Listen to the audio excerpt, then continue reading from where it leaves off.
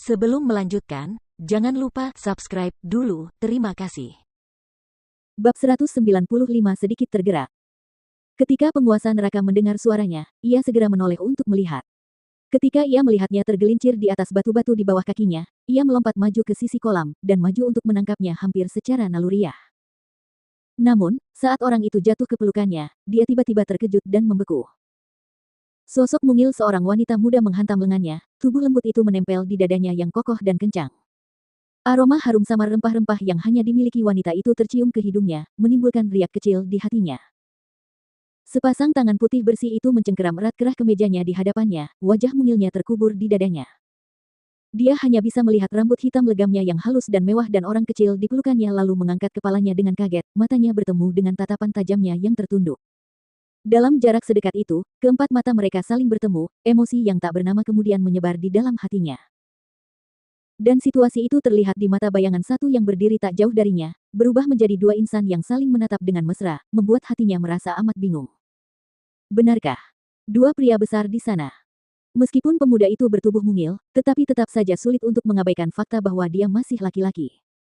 Namun sekarang, tuannya benar-benar memeluk pinggang pria itu dan tidak melepaskan cengkeramannya, dengan mereka menempel begitu dekat satu sama lain dan saling menatap.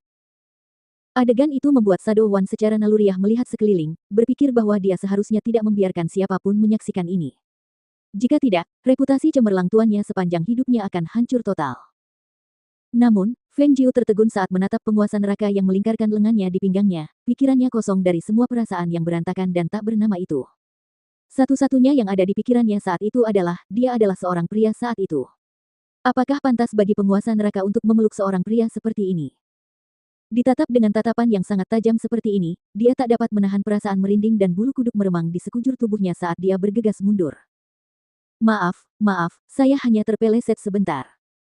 Feng Jiu berkata sambil mundur, tertawa malu sambil berkata, aku hanya datang untuk memberikan salam sederhana. Kau cukup membawa satu lembar kertas dengan apa yang kau lakukan. Lanjutkan. Melihat wanita itu pergi seperti sedang berlari menyelamatkan diri, penguasa neraka menundukkan kepala dan menatap tangannya, seakan teringat sesuatu yang membuat bayangan satu yang berdiri di samping tidak dapat menahan diri untuk tidak berbicara. Yang mulia, di Menara Kecantikan, beberapa wanita cantik baru saja tiba beberapa hari yang lalu. Mendengar itu, penguasa neraka menoleh ke arahnya dan berkata, Lalu, dan bawahanmu berpikir apakah tuanku membutuhkan aku untuk memanggil mereka untuk melayanimu malam ini? Setelah mengucapkan kata-kata itu, bayangan satu melihat tuannya melemparkan pandangan dingin kepadanya, membuat kulit kepalanya merinding begitu keras hingga ia hampir tidak dapat menahannya dan hendak jatuh berlutut. Di sisi lain istana neraka, Feng Jiu menggosok lengannya dengan keras saat berjalan, bergumam pada dirinya sendiri, tuan neraka itu, apakah dia benar-benar memakai kostum lengan patah?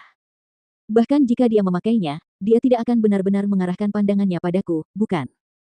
Bagaimanapun, wajahku sangat rusak dan dengan lendir hijau kehitaman di wajahku selama ini, bagaimana mungkin dia bisa jatuh cinta padaku?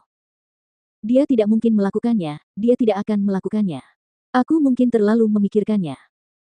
Dia menghembuskan napas dalam-dalam untuk menenangkan hatinya dan melihat menara medis di depannya. Dia melebarkan langkahnya untuk berjalan ke sana, untuk menyapa Pak Tua Lin yang sedang memeriksa tanaman obat di halaman. Pak Tua Lin. Itu hantu. Pak Tua Lin menoleh ke belakang untuk menatapnya lalu tiba-tiba menoleh ke kiri dan kanan sebelum menghampirinya dan bertanya, saya dengar, bahwa Tuan memintamu untuk menjaga tidurnya sepanjang malam tadi malam. Feng Jiu menganggukkan kepalanya dan menjawab. Mengapa Tuan memintamu untuk menjaga tidurnya? Apa yang dia minta darimu? Nada suara Lin Tua terdengar terkejut, tatapannya menatapnya dengan bingung.